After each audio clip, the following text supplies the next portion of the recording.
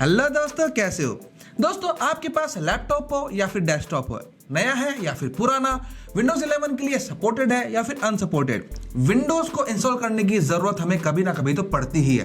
तो ऐसे में आज मैं आपके लिए 5 ऐसे वर्किंग मेथड्स लेकर के आया हूं जिससे आप बिना किसी झंझट के अपने सिस्टम के अंदर विंडोज 11 को इंस्टॉल कर सकते हैं। और जैसा कि आप सभी को पता ही है कि माइक्रोसॉफ्ट ने विंडोज 11 के लिए मिनिमम हार्डवेयर रिक्वायरमेंट तय कर रखी है, लेकिन ये जो मेथड है इसके अंदर सभी मेथड्स के अंदर आप विंडोज 11 की मिनिमम हार्डवेयर रिक्वायरमेंट को बाईपास कर सकते हैं और अपने अनसपोर्टेड हार्डवेयर के अंदर भी विंडोज 11 को यूज कर सकते हैं। और इतना ही नहीं, विंडोज 10 के लिए भी ये मेथड 100% वर्किंग है। अब सिस्टम के अंदर विंडोज 11 को इंस्टॉल करने के लिए सबसे पहली जरूरी चीज है विंडोज 11 की ISO। इसके लिए आपको गूगल पे सर्च करना है विंडोज 11 डाउनलोड। माइक्रोसॉफ्ट की ऑफिशियल वेबसाइट से आपको मीडिया क्रिएशन टूल की मदद से विंडोज 11 को डाउनलोड कर लेना है। ISO डाउनलोड होने के बाद हम स्टार्ट करते हैं हमारे वर्किंग 5 मेथड्स। किसी भी सिस्टम के अंदर अगर हमको विंडोज 10 या फिर विंडोज 11 को इंस्टॉल करना है तो सबसे ज्यादा पॉपुलर और वर्किंग मेथड होता है बूटेबल USB बनाना। और इसके लिए सबसे ज्यादा इस्तेमाल किया जाने वाला टूल है रूफूस टूल। कुछ लोग इसे रूफस भी बोलते हैं। एंड यूजर कंज्यूमर से लेकर के IT प्रोफेशनल तक रूफूस टूल का इस्तेमाल करते हैं विंडोज 10 या फिर विंडोज 11 की बूटेबल USB बनाने के लिए। और इसके पीछे सबसे बड़ा रीजन ये है कि ये माइक्रोसॉफ्ट की विंडोज 11 के लिए मिनिमम हार्डवेयर रिक्वायरमेंट को बाईपास तो करता ही है, साथ में यूजर अकाउंट जो कि माइक्रोसॉफ्ट फोर्स करता है ऑनलाइन अकाउंट बनाने के लिए, उसको बाईपास करके एक ऑफलाइन अकाउंट क्रिएट करने में भी मदद करता है। और इसी के अंदर माइक्रोसॉफ्ट के ऑटोमेटिक BitLocker इंक्रिप्शन के फीचर को भी डिसेबल करने का ऑप्शन दिया गया है। तो इसके लिए बस आपको अपने ब्राउजर के ऊपर रूफस टूल को सर्च करना है, इसकी ऑफिशियल वेबसाइट आ जाती है, यहां से आपको इसका लेटेस्ट वर्जन डाउनलोड कर लेना है। ये एक पोर्टेबल वर्जन होता है, इसको इंस्टॉल करने की जरूरत नहीं होती है। इसके बाद 8 GB या उससे ज्यादा की पेन ड्राइव को आपको सिस्टम से कनेक्ट कर देना होगा। एंड इसके बाद हम आते हैं डाउनलोड्स के अंदर। रिफ्यूज को ऊपर राइट क्लिक करके रन एज एडमिनिस्ट्रेटर करके हमें इसे ओपन करना है। ऊपर की तरफ डिवाइस के अंदर आपकी पेन ड्राइव ऑटोमेटिक सेलेक्ट हो जाएगी। देन इसके बाद सेलेक्ट वाले ऑप्शन के अंदर जाना है एंड आपकी विंडोज 10 या फिर विंडोज 11 जो भी आपने डाउनलोड करी है उस ISO को सेलेक्ट करना है एंड ओपन पे क्लिक कर देना है।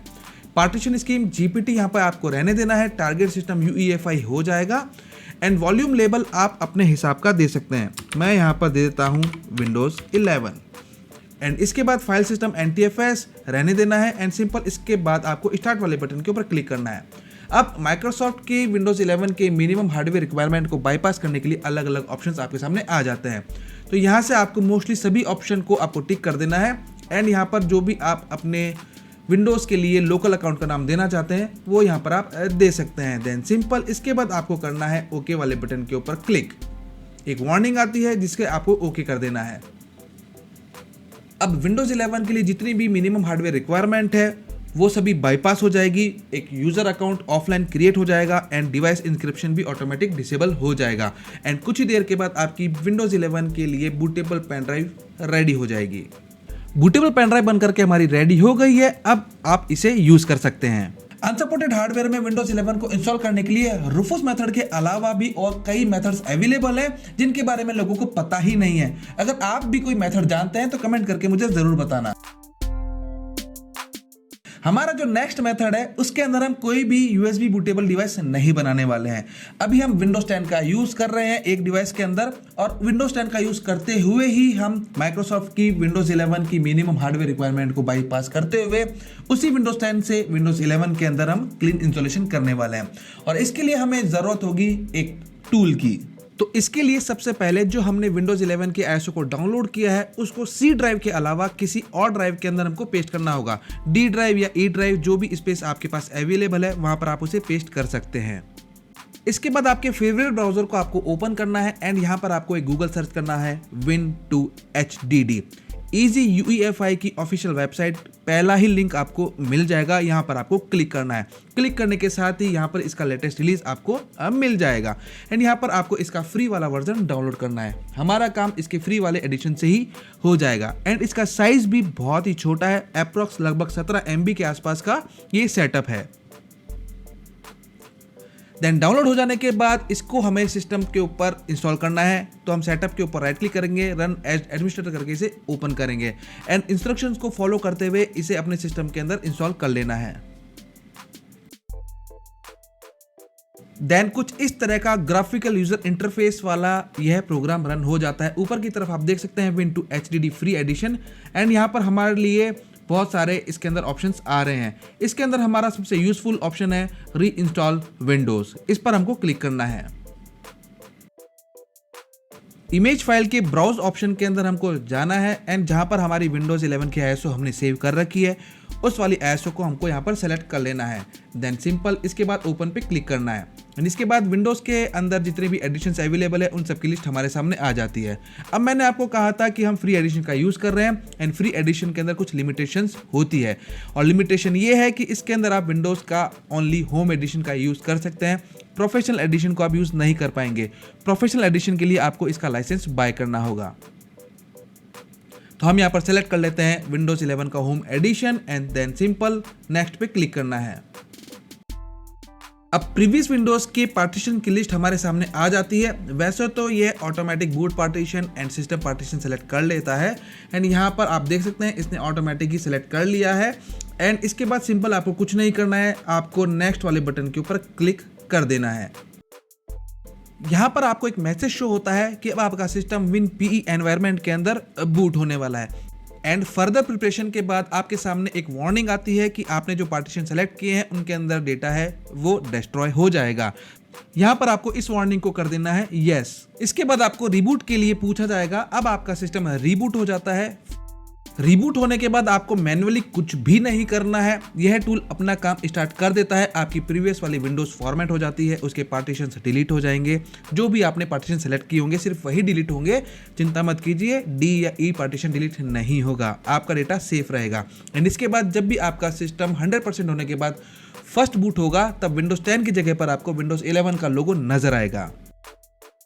एंड इस मेथड से इंस्टॉल की गई विंडोज 11 के अंदर आपको माइक्रोसॉफ्ट के ऑनलाइन अकाउंट को बनाने की ज़रूरत नहीं है, क्योंकि यहाँ पर आपको ऑप्शन मिलेगा ऑफलाइन अकाउंट क्रिएट करने का। सिंपल आपको यहाँ पर आई डोंट हैव इंटरनेट के ऊपर क्लिक कर देना है, एंड इसके बाद आप अपना जो भी लोकल अकाउंट क्रिएट करना चाहते हैं उसका नाम आपको दे देना है, एंड दैट्स इट, आपका विंडोज 11 रेडी है। और हाँ, क्लीन इंस्टॉलेशन करने से पहले अपनी प्रीवियस विंडोज का डेटा बैकअप लेना मत भूलना।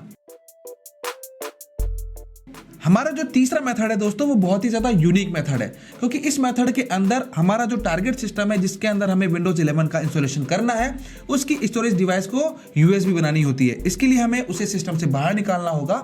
अगर आप SATA SSD का यूज़ कर रहे हैं तो SATA SSD को USB बनाने के लिए आप SATA to USB कन्वर्टर का यूज़ कर सकते हैं, या फिर SATA to USB एनक्लोजर भी मार्केट के अंदर आपको आसानी से मिल जाएंगे। तो वहाँ पर आप अपने SATA डिवाइस को उसके अंदर USB में कन्वर्ट कर सकते हैं। और अगर आप NVMe SSD का यूज़ कर रहे हैं तो आपको एक NVMe एनक्लोजर की ज़रूरत पड़ेगी इसको USB बनाने के लिए। और जब ये प्रिपरेशन आपकी पूरी हो जाए तब आपको आना होगा किसी दूसरे सिस्टम के ऊपर। मैंने यहाँ पर 500 GB की NVMe SSD को एनक्लोजर के अंदर फिट कर दिया है, एंड इसके बाद हम चलते हैं हमारे ब्राउज़र के ऊपर, एंड यहाँ पर हमको सर्च करना है Win2Go। ये भी हैशली फैमिली का ही एक हिस्सा है, तो आपको थोड़ा सा स्क्रॉल करके नीचे आना होगा, एंड यहाँ पर आपको ऑप्शन मिलेगा easyuefi.com का, यहाँ पर आपको क्लिक करना है। अब आप यहाँ पर मेंशन देख सकते हैं best free Windows to go create wizard, तो यहाँ पर आपको इसका फ्री वाला वर्जन ही डाउनलोड कर लेना है।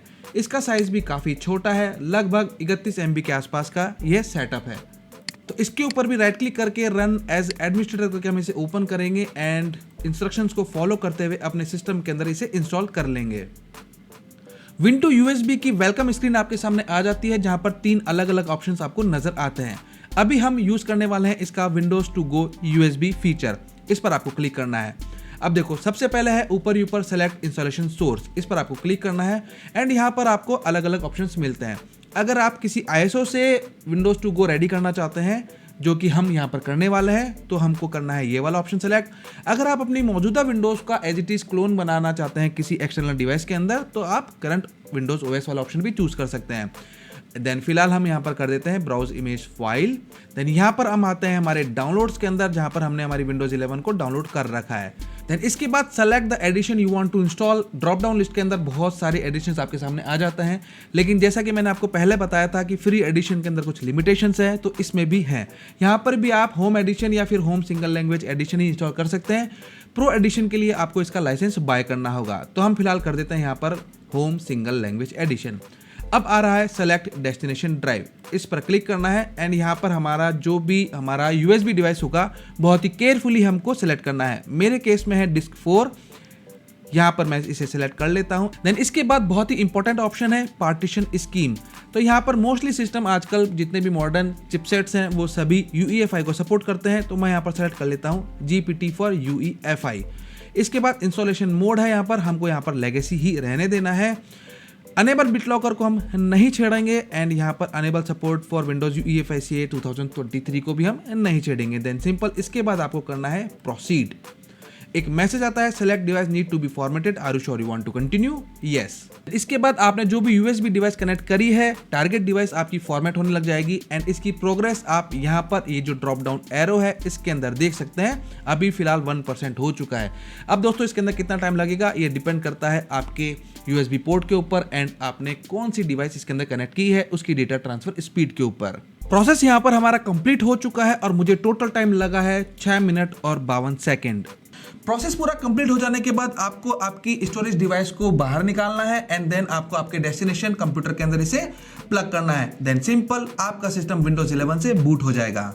विंडोज टू गो मेथड को यूज करते समय एक बात आपको हमेशा ध्यान में रखनी है, वो ये कि जब भी आप इस मेथड से विंडोज का इंस्टॉलेशन करेंगे तो जो आपकी टारगेट SSD होगी वो पूरी तरह से फॉर्मेट हो जाएगी एंड सिंगल पार्टीशन आपका बन जाएगा।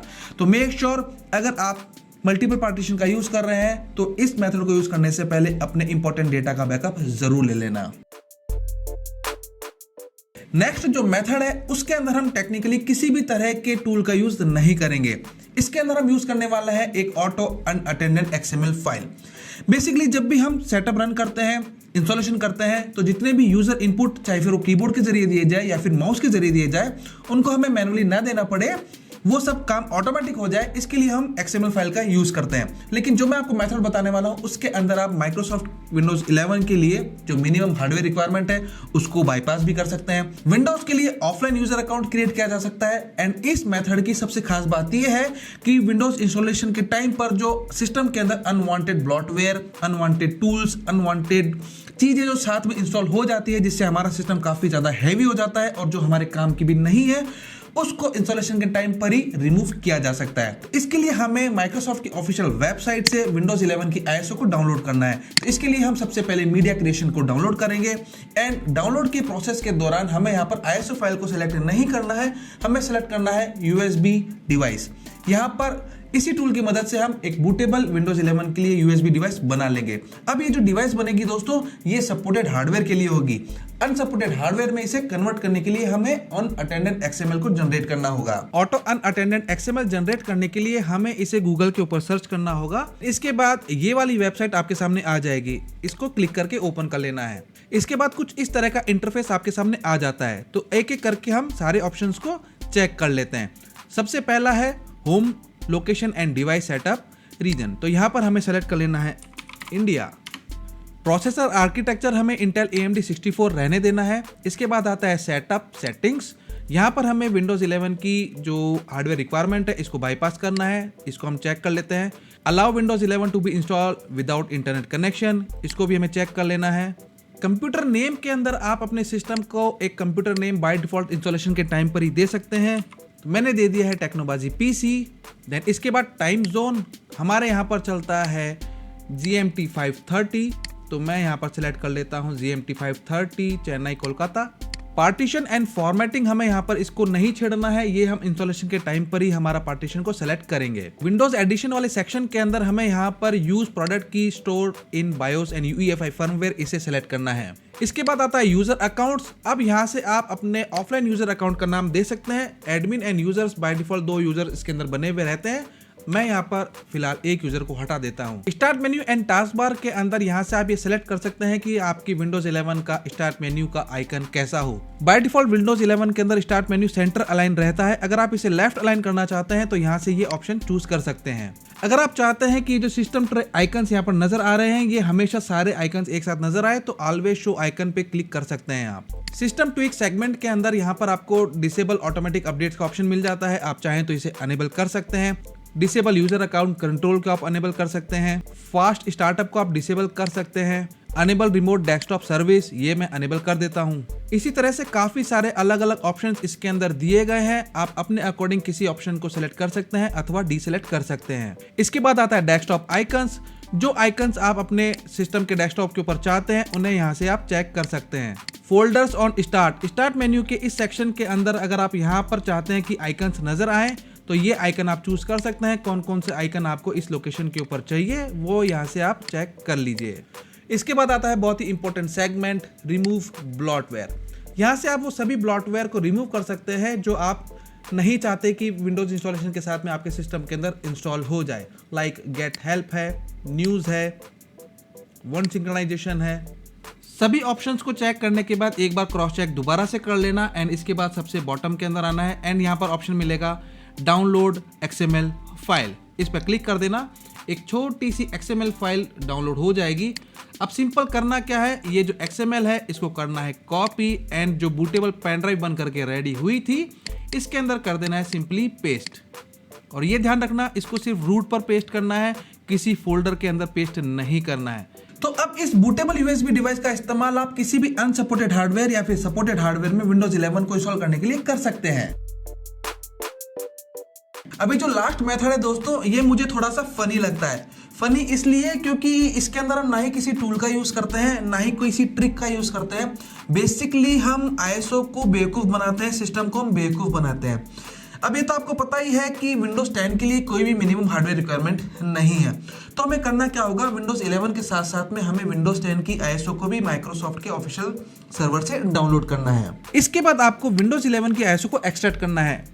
किसी भी टूल का आप यूज कर सकते हैं एंड विंडोज 11 की ISO को एक्सट्रैक्ट कर लीजिए। अब हमें क्या करना है, इस विंडोज 10 की ISO को मॉडिफाई करना है। तो इसके लिए हमें छोटे से टूल की जरूरत होगी जिसका नाम है AnyBurn। गूगल के ऊपर आप ये सर्च कर लीजिएगा, पहला ही वेबसाइट का ऑफिशियल लिंक आपको मिल जाएगा। बेसिकली बहुत ही छोटा सा टूल है। देन यहाँ पर फ्री डाउनलोड का ऑप्शन आपको मिल जाएगा, यहाँ से आप इसे डाउनलोड कर सकते हैं। देन इसके बाद ऑप्शन आता है 64 बिट एंड 32 बिट। मात्र 4 MB का ये डाउनलोड है। डाउनलोड होने के बाद इंस्ट्रक्शंस को फॉलो करते हुए अपने सिस्टम के अंदर इसे इंस्टॉल कर लीजिए। देन इसके बाद कुछ इस तरह का ग्राफिकल यूजर इंटरफेस आपके सामने आ जाता है। बहुत सारे अलग अलग ऑप्शंस आते हैं। अभी फिलहाल हम जिस फंक्शन का यूज करने वाले हैं वो है एडिट इमेज। क्लिक करना है, यहाँ पर आता है सेलेक्ट एन इमेज फाइल। यहाँ पर आपको ब्राउज में जाना है एंड देन यहाँ पर आपको विंडोज 10 की ISO को सेलेक्ट करना है। ध्यान रखना विंडोज 11 की ISO को हमने एक्सट्रैक्ट किया है एंड सिलेक्शन के टाइम पर हम यहाँ पर विंडोज 10 की ISO को सेलेक्ट कर रहे हैं। ओपन पे क्लिक कर देना है, सिंपल। इसके बाद नेक्स्ट। अब आपको जाना है यहाँ पर सोर्स फोल्डर के अंदर एंड यहाँ पर आपको बॉटम में आना है एंड यहाँ पर आपको एक फाइल मिलेगी install.esd फाइल। ये फाइल आपको सर्च करनी है। जब ये फाइल आपको मिल जाए इस पे क्लिक करना है एंड देन सिंपल इसके बाद आपको रिमूव पे क्लिक कर देना है। इसके बाद आपको जो प्लस का आइकन है ऐड वाला, इसके ऊपर आपको क्लिक करना है एंड यहाँ पर आपको आना है विंडोज 11 की जो हमने ISO को एक्सट्रैक्ट किया था उस वाले फोल्डर के अंदर। तो ये है हमारा वो फोल्डर। क्लिक करना है एंड इसके ऊपर जो सोर्स फोल्डर है इस पर आपको आना है एंड यहाँ पर आपको मिलेगा install.esd एक फाइल, ये वाली file. Okay and simple add वाले बटन के ऊपर क्लिक कर देना है। तो बेसिकली हमने क्या किया, विंडोज 10 की install.esd को हमने डिलीट कर दिया एंड हमने विंडोज 11 की install.esd को यहाँ पर ऐड करा दिया। देन सिंपल इसके बाद आपको नेक्स्ट वाले बटन के ऊपर क्लिक कर देना है एंड सिंपल इसके बाद आपको यहाँ पर क्रिएट नाउ पे क्लिक कर देना है। ये बता रहा है कि आपकी जो एग्जिस्टिंग विंडोज 10 की फाइल है वो ओवरराइट हो जाएगी। इस पे क्लिक कर दीजिए, इमेज आपकी सक्सेसफुली क्रिएट हो जाएगी। सिंपल इसके बाद आपको एग्जिट हो जाना है। अब वापस से आपको आना है आपकी विंडोज 10 की ISO इमेज के ऊपर। अब ये विंडोज 10 की नहीं बल्कि विंडोज 11 की ISO इमेज बन चुकी है जो कि किसी भी सिस्टम में इंस्टॉल होने के लिए रेडी है। तो यहाँ पर हम इसका नामकरण कर देते हैं विंडोज 11। ISO बन करके रेडी हो चुकी है। अब हमें इसे करना होगा बूटेबल डिवाइस के अंदर कन्वर्ट। इसके लिए हम वेंटॉय का इस्तेमाल करेंगे जो कि एक मल्टी बूट डिवाइस बनाने के लिए बहुत ही शानदार यूटिलिटी है। गूगल के ऊपर आपको सर्च करना है वेंटॉय। पहला ही लिंक आपको मिल जाएगा इसकी ऑफिशियल वेबसाइट का। इसके ऊपर आना है, इसके डाउनलोड सेक्शन के अंदर आपको आना है एंड इसका जिप फोल्डर आपको डाउनलोड कर लेना है जो कि अप्रॉक्स 17 MB के आसपास है। यहाँ पर आप इसे क्लिक करके इसे डाउनलोड कर लीजिए। इसके बाद मल्टीबूट बनाने के लिए आपको जितनी कैपेसिटी की स्टोरेज डिवाइस की ज़रूरत है वो डिवाइस कनेक्ट कीजिए। इसके बाद आपको आना है वेंटॉय के अंदर, इसको हम एक्सट्रैक्ट कर लेते हैं। देन इसके बाद हमें आना है वेंटॉय यूटिलिटी के अंदर। यहाँ पर आपको एक आइकन मिलता है वेंटॉय टू डिस्क का, राइट क्लिक करके रन एज एडमिनिस्ट्रेटर करके हम इसे ओपन करेंगे। पेन ड्राइव हमारी यहाँ पर ऑटोमेटिक सिलेक्ट हो जानी चाहिए। देन सिंपल इसके बाद आपको क्या करना है, इंस्टॉल वाले बटन के ऊपर क्लिक कर देना है एंड यस पे क्लिक कर देना है। ये डबल शो करवाता है, यस कर देना है। आपकी मल्टी बूट पेन ड्राइव बनकर के रेडी हो गई है। अब आपको सिर्फ एक स्टेप को फॉलो करना है, वो ये कि जो हमारी विंडोज 11 कस्टमाइज विंडोज 11 हमने बनाई है उस ISO को करना है कॉपी एंड देन इस पेन ड्राइव के अंदर, वेंटॉय वाली पेन ड्राइव के अंदर कर देना है पेस्ट। That's it. तो बना दिया ना सिस्टम को बेवकूफ, ISO विंडोज 10 की और इंस्टॉलेशन विंडोज 11 का। वीडियो में बताए गए सभी पांचों मेथड्स विंडोज 11 की लेटेस्ट 25H2 के अंदर 100% वर्क करते हैं एंड मुझे पूरी उम्मीद है कि आने वाले फ्यूचर वर्जन के साथ भी ये सभी मेथड्स वर्क करेंगे। अब इतनी लंबी वीडियो बनाने के बाद मुझे ऐसा एहसास हो रहा है कि मैं इन पांचों मेथड्स को अलग अलग वीडियो के अंदर बना सकता था और मेरे 5 वीडियो टोटल बनती, लेकिन मैंने सिर्फ आप लोगों के लिए इन पांचों मेथड्स को एक ही वीडियो में कंबाइंड कर दिया। मैं आप लोगों के लिए इतनी मेहनत करता हूं और फिर भी आप लोग वीडियो को लाइक करने में कंजूसी करते हो। तो फटाफट वीडियो को लाइक करो, हाइप करो ताकि ये वीडियो औरों तक भी पहुंच सके। और दोस्तों अगर नए हो चैनल के ऊपर तो सब्सक्राइब करना मत भूलना, क्योंकि मैं यहाँ पर इसी तरह की इन्फॉर्मेटिव और टेक्निकल वीडियोस लेकर के आता रहता हूँ। फिर मुलाकात होगी अगले वीडियो में किसी टेक्निकल और इंटरेस्टिंग टॉपिक के साथ। तब तक इजाजत दीजिए, देखते रहें टेक्नोबाजी। जय हिंद।